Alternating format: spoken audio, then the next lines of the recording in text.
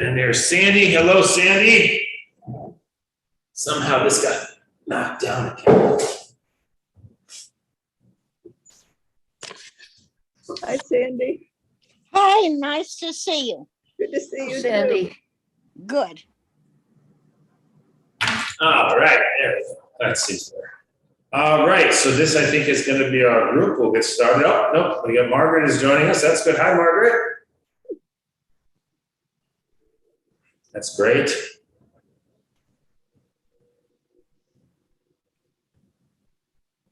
All right. You're on. Good deal. Good deal. Good deal. All right, so we will. So I figure we'll just get started with this conversation. The topic at hand is Ken Ward, and actually, this movie really sort of fit in with the kind of discussion where we left off in relation to Greta Thunberg, and what is either the personality or the type of person, right, who is actually going to do this work. And I thought the movie was really interesting in the way that it was able to have a great deal of realism and respect in regard to Ken Ward's son, and in regard to Ken Ward, the mother of his son, and also his current sweetheart, in terms of, who are the people that are actually going to risk going to jail, for lack of a better way of characterizing it, and who are the people who are just going to support it, those activities, and then who are the ones who are going to actively resist those activities, and where can we both individually and collectively find a place in that continuum where we can feel I don't know exactly what we want to feel, but I can't hear you. You have to enunciate. sorry, when I'm not sure what I'm saying, I tend not to talk quite as loudly, I think that's a good thing, but on the other hand, it makes it hard to hear. Hold the microphone a little closer. Hold on, let me just double check and make sure. That's the problem. Okay, hold on a second. That's why you can't hear me, because we're using the wrong microphone. For whatever reason, Zoom chose the wrong microphone. There we go. All right, now, is that any better? Yes. All right, good. All right, sounds good. So, I think what I'll do, with your permission, is just sort of let's go around for people who did see the movie. I welcome your responses and reactions to any. It was a long movie. It was very full, and it covered a lot of ground. I personally found the movie very. Not only very moving, but very, very trying. It felt very full and very long, and so it was difficult to. My schedule demanded that I watch the whole thing in one sitting, and I kind of wish that I had a little bit more space, so I could have taken some breaks, but I didn't know that ahead of time, obviously. Because the intensity of the movie was pretty high.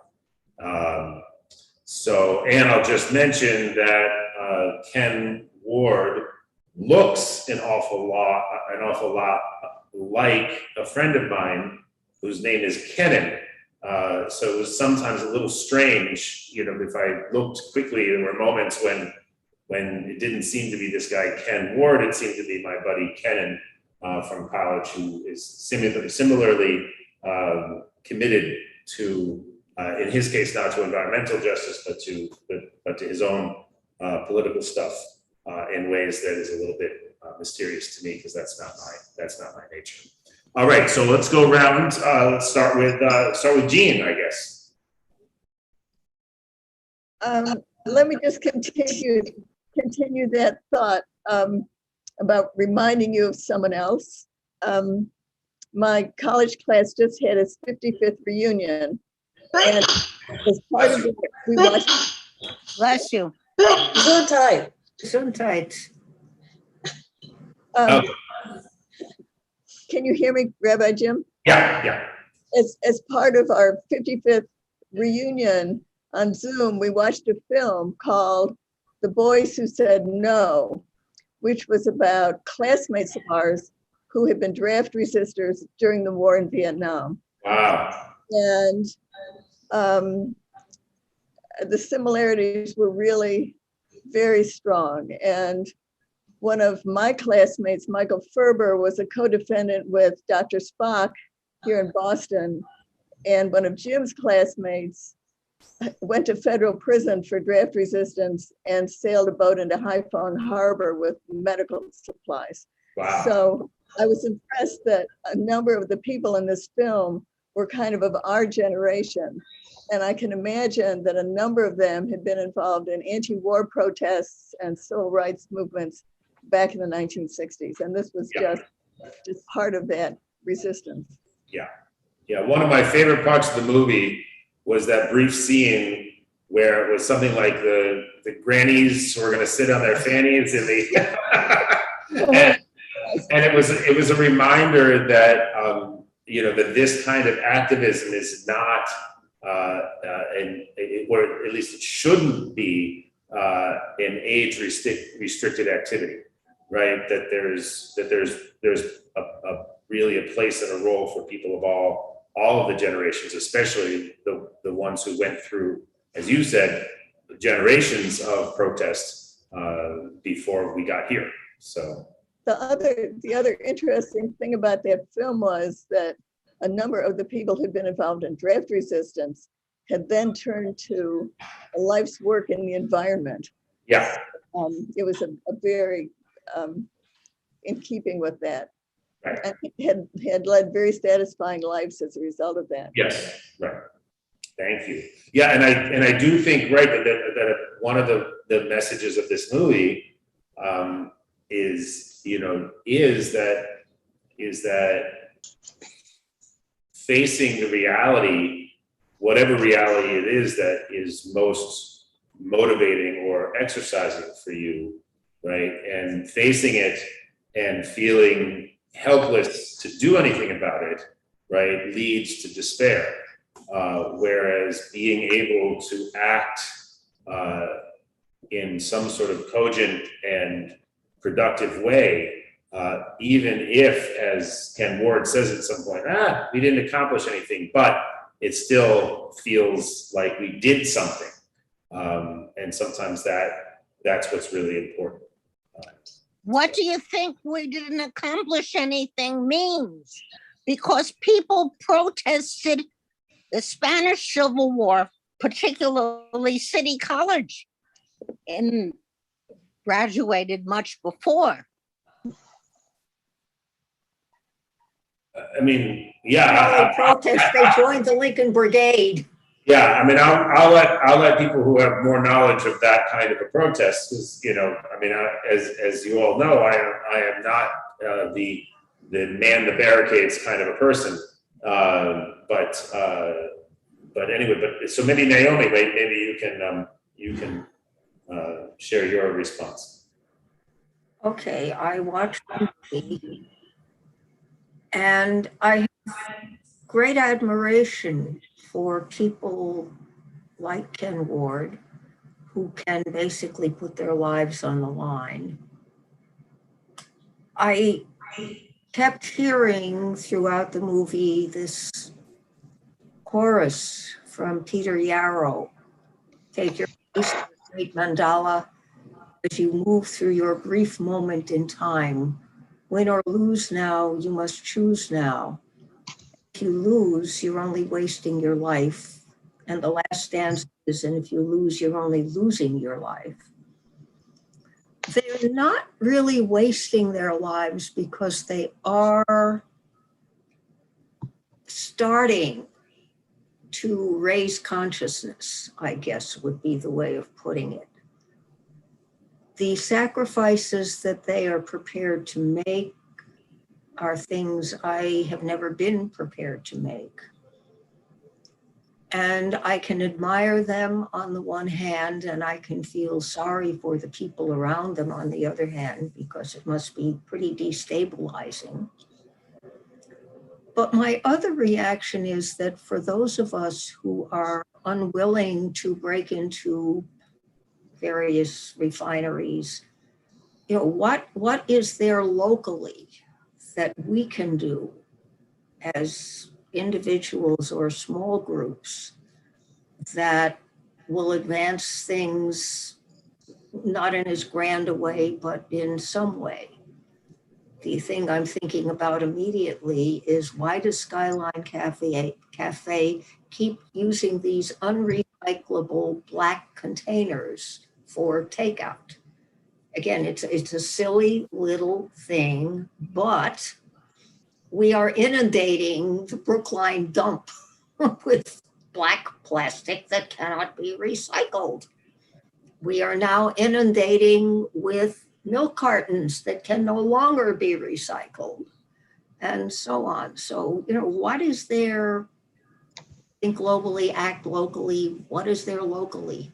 Right. I mean, that's a great question, and definitely, in terms of the hyper local, right? I think that is a question that Gene and Mayim and I can bring to James Brown next week when we meet with him, and see if there's any other. I know there's efforts going on at the other campuses at Hebrew Senior Life to move to more sustainable models for the takeout.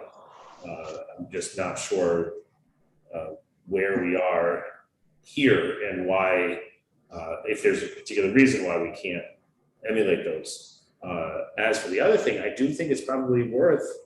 I was interested, right, to know that much of the film took place around here, right? That he was in Hull, right, and the business with the coal refinery or the coal plant was down in New Bedford, I think, or was it Fall River, New Bedford, whatever it was, down in Bristol County, right? And the guy that he seemed to continue to be working with, that guy Jay, appears to have been at least a local guy.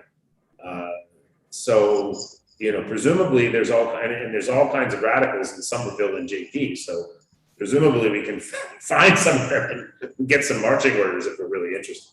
Yeah, go ahead, Gene. I read that Ken Ward had gone to college at Hampshire College. Oh, interesting. Makes sense. That's interesting. Yeah, he fits that mold. Yeah. What mold is that? The kind of kid, in my experience, the kids that go to Hampshire tend to be the really, really smart kids that can't really find their place in the more traditional forms of schooling. And kids who often have what might be called authority issues or something like this. The kids like that often really thrive at Hampshire because it's so self-directed, and because the professors there tend to really focus on what the kid is interested in learning, rather than saying, here's the curriculum and you're going to learn this.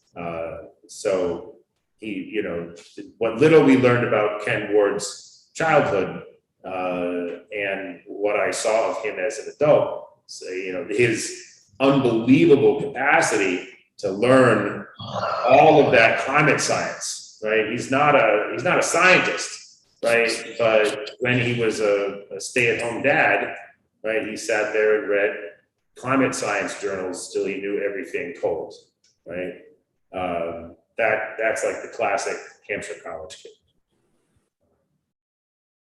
So, yeah. Susan, did you have reactions to the movie? I don't even know if you saw it, but if you did, do you have reactions you'd like to share? Yes, I did see the movie, and I was really impressed by the way the movie was made. I thought it was very interesting, and I was also really impressed by Ken Ward. You know, I think he's somebody who's really admirable. And I have the utmost respect for people like him who put everything out in the line and who risk their lives, you know, just to stand up for what they believe in. So I think watching the movie for me was time well spent. And this morning I went on the internet to see if I could find out more about Ken Ward and what he's up to now, but there wasn't too much information out there. So, you know, hopefully I'll be able to follow him, and maybe there'll be more details emerging as to what he's doing now. Yeah. Yeah, the other thing that really impressed me about him was not only his courage, but also his willingness to acknowledge how scared he is at many times. Yes. How, Yes. and, you know, his sort of frank assessment, you know, oh, well, you know, I was actually supposed to stick my boat, you know, in the, you know, in the path of that enormous icebreaker or whatever it was, that Finnish boat. And he said, you know, despite all the planning that I did, you know, at the last minute, I kind of chickened out and I couldn't do it. And that, you know, he has real questions, right? About, you know, on Christmas Day, does he really want to go to jail on Christmas Day? Right? And he really thinks about that. And it's really interesting, right? How there also seemed to be not a lot of desire on the part of the Exxon people to put him in jail on Christmas Day, right? So there was, you know, it sort of, it sort of showed that, you know, despite the sort of, you know, clash of the titans kind of way that we often think about these things, right? That there's human beings on both sides of these conflicts, and they're often motivated, you know, by the same kind of emotions that would motivate us. The desire to do the right thing and fear, right, of sticking your neck out. Sandy, did you have a chance to see the movie? No, I didn't. Okay. All right. Margaret, did you get to see it? Did, and I realized I was totally unaware of his work before, and I was quite impressed that he could research as much as he did. I think that was very good. Very few people are willing to do that. I mean, I tried to read one of the ICC reports, and I couldn't do it, and I'm a scientist. So so I'm also impressed with how he and his colleagues were doing the activist kind of things, which I can't do, but I certainly know people who are doing them. I think you may remember that not too long ago, there was a protest of a pipeline in JP. Yeah. And my minister, Martha Niebeck, went and expected to be arrested. And I thought, I can't do that, but I'm glad she can. I did notice that Ward and his family seemed to live reasonably comfortably. Although, you know, sometimes I think of the activists as the most unsuccessfully financially people that you could know. So, Margaret, say that again. The most what kind of people? unsuccessfully financially. They look like they had right. nice houses. Right. And that they had good friends. I was struck a couple of times in the film when they were being arrested. We see so much about police violence these days that the policeman came up and said, well, you know, if you're not going to move to the sidewalk, I have to arrest you. Quite sensibly and without a lot of yelling and carrying on. And he said, yes, I do know that. And so off they went. Right, right. So I think we often think of protests as extremely violent, but they can be much more silent. And right. I thought, I was at Arlington Street Church during the Vietnam era, and most things there were pretty quiet, even though downtown Boston was a tough place at that point. Yeah. Yeah, I was also struck by how Ken Ward and presumably this is just the sort of the state of the art when it comes to nonviolent protest in this regard. Yeah. Environment, you know, and I think other issues raise different passions.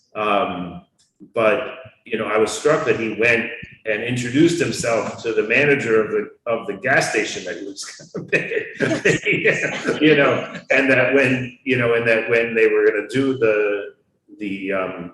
they were going to shut down the oil pipeline, right? The guy called the oil pipeline company and said, "We're shutting down your pipeline, just so you know."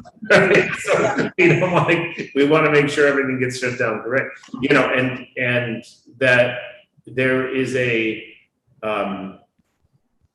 that there was you know, both a passion but also a calm that was there. And I don't know if that, you know, and he kept, and there were numerous references, both visual and verbal, right, to John Brown, who was not a peaceful protester. No, no. Right? And you know, but with the kind of suggestion that the monomaniacal focus on a supremely important, you know, existential topic, right, makes you read as insane, right? Makes you read as mentally ill, right? He was so exercised by this climate thing back in the 90s, I guess it was, or maybe it was the 2000s. The timeline, I'm not very good at timeline, but he couldn't get a job among his friends. He was too crazy for his friends, right? Much less the people who weren't his friends, right? So much so that he went into lithium. I mean, that's a heavy, lithium's a heavy hitter. I mean, that's not Prozac. So it's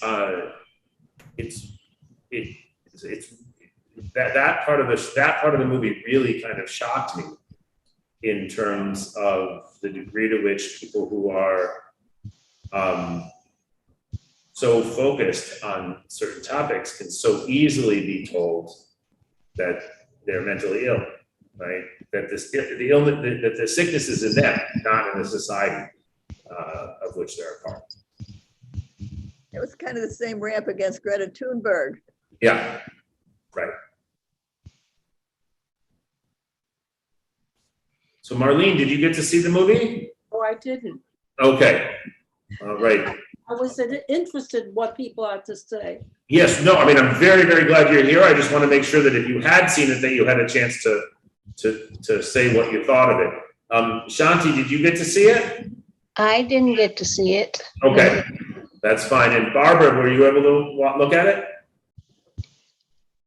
I didn't see it. Okay, so this It's makes nice to me be here right now. okay. This makes me think that maybe what we should do, Jean, is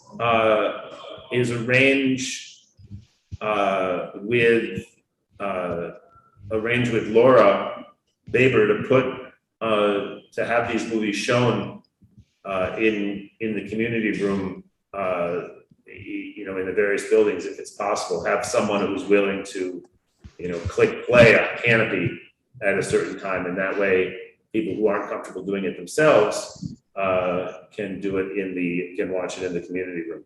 I'll raise that with Laura, and we'll see. Because I think a number of people, even on this call, I think you would have enjoyed watching the movie. I do think, even though the movie was definitely worth watching for an hour and 20 minutes, it definitely was a slog. This topic for that long was a bit long. As an aside, is I had not before used Canopy at the library, and that's a great resource. It's an amazing resource. It is an amazing resource, and I'm embarrassed to say that you get 5 movies a month, and the only movies that I've watched in the past 3 months are the movies that we've been watching on, or the movies that we've assigned for these sessions. So I really have to, you know, get to it here. But there's a lot of really good stuff on there, which I think would be definitely worth investigating. All right, so I guess so.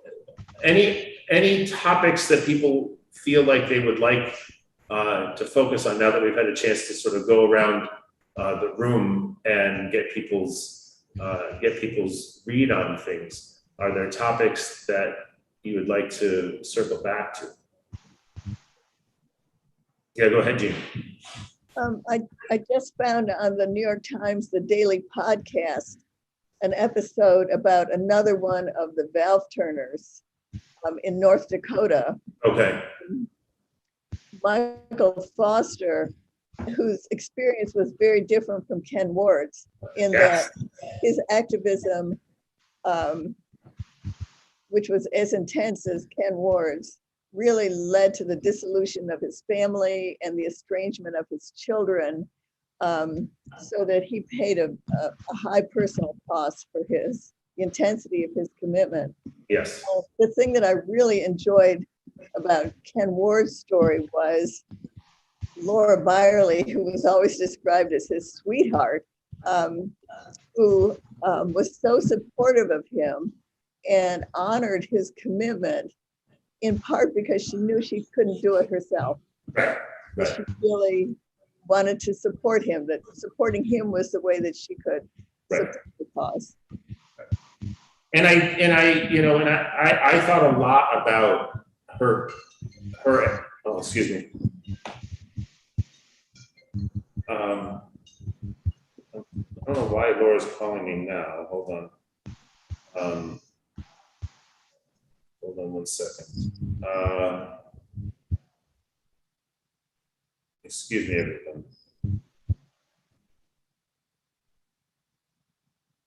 Well, while he's doing that, I will say, Jean, I echo very much, because I think I'm the kind of person who can support people who do the more active demonstration stuff, and I just cannot do it. Anytime I've been to like the biggest demonstration on the Common, I felt I don't belong here, even though it's a cause I support. Yeah. Yeah, what I was going to say is along those lines, Margaret, which is that, you know, I think that the character that Barbara, what was her last name, Jean? Fairley? Laura Fairley, yeah. The character that she sort of represents, right? I found it so interesting that she was so self-deprecating, right? Whereas I think that there's a reason, right, why most of us are not like this, right? You know, it's you know, the people who can do this, who can make this kind of a commitment, right, are relatively few and far between, right? And that there are other roles for people to play, right? And that it's not that everyone needs to be willing to get arrested, and that it's not that everyone needs to go out on the barricades or go to the, you know, I am quite passionate about, you know, about what happened, you know, the Black Lives Matter protests, and really wanting to be able to be in solidarity with that. I also didn't feel like it was a responsible decision on my part to go out and be part of street protests in the middle of the pandemic. So I never did do that. And, you know, and I think it's worth questioning yourselves, or questioning yourself about that issue. Like, what is my role here? What is it that I can do? Right. But I'm not sure that beating yourself up, as I think this Laura was doing, I'm not sure that is a particularly productive exercise. But you know, that's for her, and maybe it's different if your sweetheart is Ken Ward. Maybe it makes it a little bit more complicated. But that's why I'm curious about what there is on a more local, more personal level. There seems to be some big dispute now that's going to prevent us from getting hydropower from Quebec. And I have no idea whether there is a right and a wrong side on that. There are these petty things like the little not recycle, what is there that as individuals willing to go a certain distance Right. can do? Right, and I think it's also a question, right, as we also heard in the movie, right, of what's the right target. Right? Ken Ward was early Yeah. in proclaiming that Greenpeace was on the wrong track, right? That toxic chemicals and other things like this were not the main story. The main story is climate change. Let's get on the stick, right?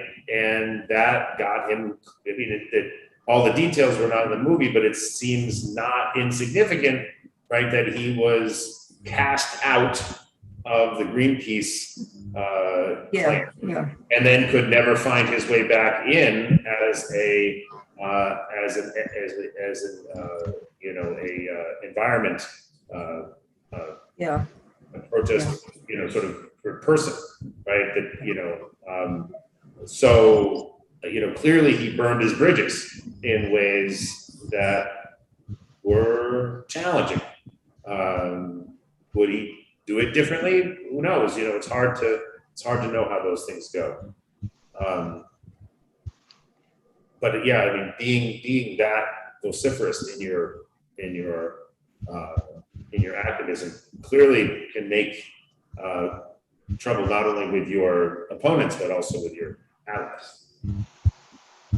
But it was interesting to see, for me at least, how tickled he was when he graduated from doing his actions solo, right, to doing his actions as a collective, right? Yeah. And you could sort of see on his face what a different kind of experience that was. And so for people who didn't see the movie, for much of the movie, he was doing these actions either alone or with one other person, right? And so he would get arrested and he'd be by himself. And in the context of this business with the trains, but they decided to block the railroad tracks so that the tanker train could not bring the tar sands to the refinery, right? Something like 50 people got arrested, and many more than that were involved in the protests. And his sort of feeling of being with other people was clearly a big part of the success of that experience. And this, I think, and Jean and Naomi, please correct me if I'm wrong, but I was that not where he was speaking about, so we only slowed them down for 36 hours, but still, it was a positive outcome. Or was it a different thing? Oh, I think it was that one. I think it was that. And so I think it's, go ahead, Naomi. Well, just the value of symbolic gestures. Right. The And value also, yeah, in attracting 50 people who were willing to get arrested. exactly. So it's right. So on one hand, it's a symbolic gesture. On the other hand, it's the power of collective action. Yeah. Right. That it was not just this lone insane guy, right, waving his X on his evil sign. It was 50 crazy people who got arrested. There's power in that kind of solidarity. But go ahead, Jean. One of my favorite scenes was early on, I think after the lobster boat episode, where he wasn't convicted and the prosecutor came out and said, climate change is the biggest existential threat that we're facing. And I totally support Mr. Ward in his effort to do this. Right. And I heard later that district attorney ran for the mayor of Falls River and was elected, so that Ken Ward's activism really had kind of a ripple effect in Right. that. Yeah, that's really interesting. I wonder what happened to that guy, because he must not be around anymore. Because or was it the New Bedford mayor who was that really young guy? I forget which. New Bedford, That was New Bedford, okay, so yeah. we haven't heard what's going on in Fall River recently, so, I haven't anyways. But that's the other thing that, well, I mean, there's two other topics that struck my mind. One of them is the degree to which, I didn't know about this stuff. At some point during the movie, when there was this sort of like series of what used to be sort of the newspaper swirling, and you see the headline in the movie, there was a series of headlines, and one of them sort of said, "Oh, our energy infrastructure was shut down by 5 people with lock cutters." How easy it is to sabotage our energy system. So that sort of vaguely hit a memory bank somewhere in my mind. Like, oh, I think I have some vague memory of this, but by and large, like, all of this stuff was not in my consciousness, which took me a little bit aback. That all this stuff is happening. I know what's going on with climate change. Even I know that the Paris Accords, even if they were to be fully implemented, would not get us where we need to go. But I wasn't aware of all the work that these various activists are doing. So that brought me up a little bit short. And I wonder, and I'm wondering in response to Naomi's question, like, maybe part of what we can do just as citizens, right, is to make sure that we are paying attention. But okay, how does this kind of thing play in the media that most of us use? Right. One of these antiques who still reads a physical newspaper. Other people read things online, they listen to TV news, and how likely is the TV news to feature an auto accident in which 4 people got to the hospital, as opposed to the fact that Wellfleet floods every time it rains, or something to focus people's attention on the fact that, hey, things are going wrong here. I think it may be finally happening with the wildfires and the heat dome and whatever. I mean, right, we've had these catastrophic rain events in various places in the world. Yeah. So yeah. But it's like, yeah, go ahead, Barbara. I read the newspaper. Anyway, yes, they will be selective, of course, depending on the community, depending on who backs it, depending on the editorial staff. That's it. Yeah. And I think also, though, a lot of this type of reporting, and I was reminded of this in the show, like towards the end, where he takes a picture with he doesn't want to be Edward Snowden, so he holds there's an opportunity at the end for people who didn't see the movie. There's a photo opportunity where the photographer wants him to adopt a pose of Edward Snowden, who is this guy who released all the WikiLeaks and then moved to Moscow, and he's a sketchy kind of guy. And Ken Ward clearly does not want to be cast in the mold of an Edward Snowden. He wants to be seen as a somewhat uncomplicated patriot, right? Someone who really cares about his country and his world. And so he holds up the American flag, and they take a picture. They make a kind of some sort of treatment of that photograph, makes it onto the cover of some alternative weekly newspaper out there in the Pacific Northwest. And I was reminded that in college, I had a friend whose father used to run, anyone who's around here might remember them. It was called The Advocate. And there was one in New Haven and one up in the Northampton area, and I think in other locales as well. And that alternative press back in the day, pre-internet, was doing its own reporting, and some of that reporting was sort of the basis, for a lot of what was otherwise not going to be covered in the bigger papers or on television, and certainly not in the local papers, which were very often much more concerned with boosterism than with politics. And I remember just the other day I was noticing that there still are these papers. If you walk up Harvard Street and you get to Harvard Ave in Allston, right, you'll see that there are newspaper boxes, still with these alternative. I can't vouch for the quality of the reporting or for the reach of the reporting, but that stuff is out there.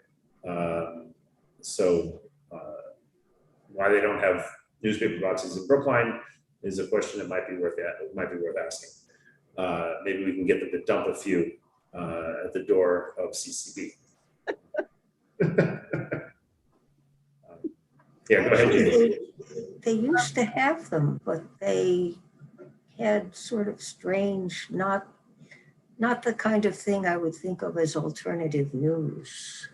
Well, I mean, I think again, with the advent of the internet, my guess is that those organs really also changed very much, and they became much more about culture than about politics. But I'm not sure. Yeah, go ahead, Jean. Ken Ward had an American flag patch sewn Yes. to one of his garbs that he wore to protests. Yes. And in one of his trials where there was a hung jury, his lawyer, in his summation, made a very explicit reference to the Boston Tea Party. Yes, yeah. Compared Ken Ward and his colleagues to the Patriots who dumped the tea. So Yes. it really was Yeah. kind of aligning what they were doing with American protest tradition. And I think that was fairly transparent, right? As an attempt to position Ken Ward and this movement, right, as being, in that tradition, right? They're radical, but really it's just common sense, right? So, so we should all go back and read Tom Paine and try to convince ourselves that he himself wasn't radical, right? What he was saying is just common sense. So it's an interesting question. Hello. The other thing that I want, go ahead, Naomi. I was just thinking about comparing Ken Ward to someone like Rosa Parks. Yeah.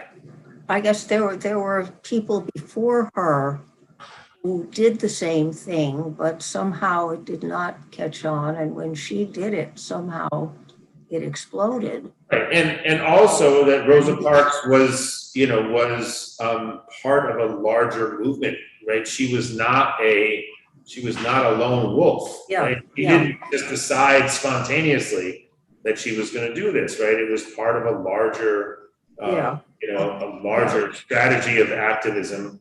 Mythology says that she was suddenly inspired and did this. Of course. That's not the case. Right, but that's sort of that's mythology, and there's a reason why we have mythology, right?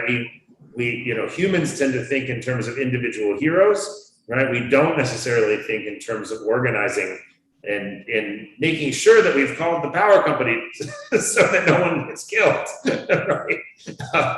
It's and actually that's a nice segue, right? Because Margaret, you had pointed out, right,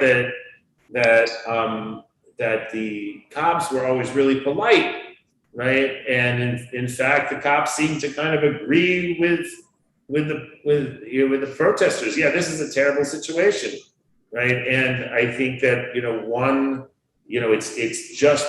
it's worth pointing out, right, that the vast majority of the people that we saw protesting are white.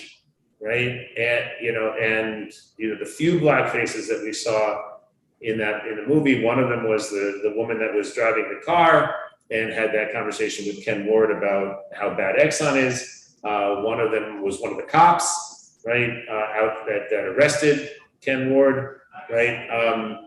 And so, you know, the heightened passions of the of say Black Lives Matter, right, or civil rights protests from the 60s, right? That's where the nonviolence, right? I mean, Ken Ward says, at least, you know, unlike John Brown, I don't have to worry about being hanged, right?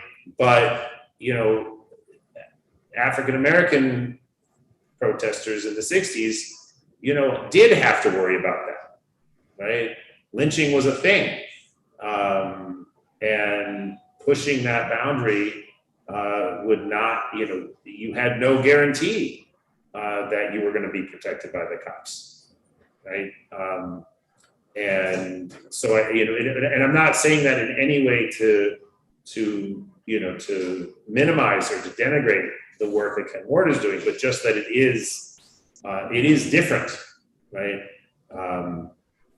And the just being a Black man on the street protesting automatically seems to raise the temperature and to increase the possibility of Yet violence. it's communities of color that are also going to be affected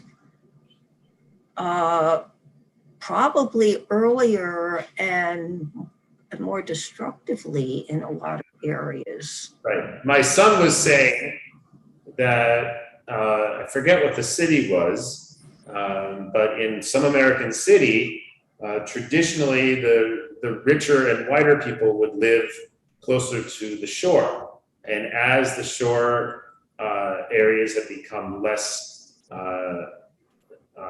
safe, right, more susceptible to flooding, more susceptible to being destroyed, right? Those richer and whiter people are moving into what used to be less desirable neighborhoods, right? And gentrifying them, and the poorer and less white people are being moved out, most likely into, as Naomi is saying, into places that are going to be more likely affected by climate change, right? Where, you know, this is now, you know, this type of climate change is now conceivable within my lifetime. I don't know, certainly my kids' lifetime. And if I'm lucky enough to have grandkids, certainly their lifetime. Yeah. It's one reason to be glad we're old. You'll miss the worst of it. Although I'm not so sure, right? I mean, what happened in Germany, what happened in China, Yeah. what happened in the Pacific Northwest, not with rain, right, but with heat. You know, these are, you know, this is sort of Sodom and Gomorrah, right? Sodom and Gomorrah, right? Without, focused again on, right, that what the people did is what brought about the destruction, right? And it's a little frightening to be sort of implicated in that. Yeah, go ahead, Jean.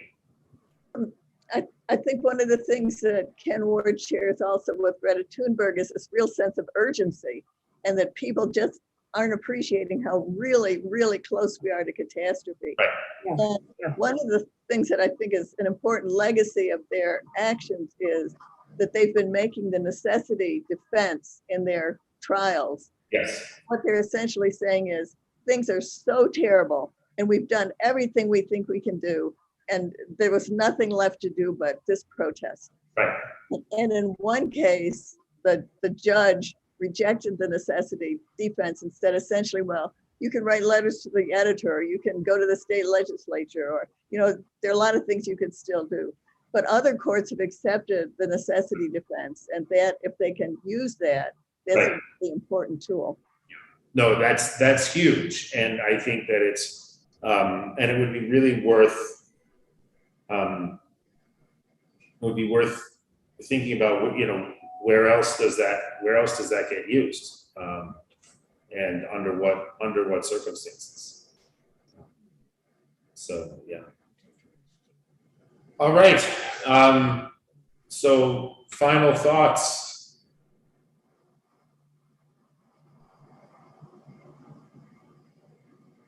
Hang in there.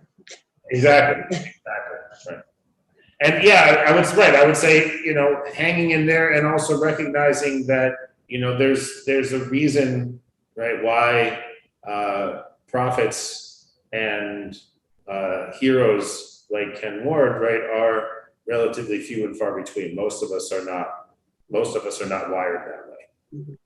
And I think in so showing what he's suffered, right, in terms of the rejection of family and friends, right, to be wired that way, we should be careful about wishing that we could be more like him. Go ahead, Jean. I was just going to say, that reminds me of what John Lewis said, that what we need to do is to make good trouble. Right. And Ken Ward would think that he was making good trouble. Right. Exactly. Well, this is not totally relevant, but we just lost 100 or so people when a building that was built in a place it should never have been built in collapsed. And is something as dramatic as that likely to raise thought process? All right, there were some structural issues, but bottom line is you shouldn't have built not only that building, but 20 others like it on this particular strip of sand, simply because it is a strip of sand. You know, how does something like that filter into people's consciousness? Right. And Economics right. also, if they can build it, will people buy them? And I'm sure it's changed the whole market there. I mean, who knows? I mean, I think that the amount of press that was given to the very significant structural flaws in that building has the effect, right, of undermining the argument that Naomi is making, right?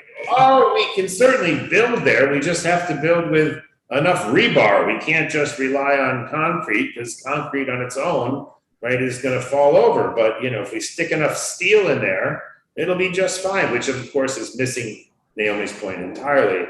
But, you know, I think that in inertia, right, what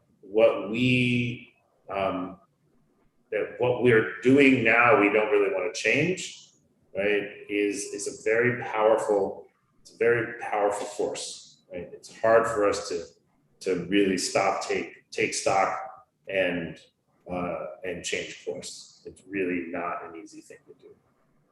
So we need people like Ken Ward to keep on reminding us.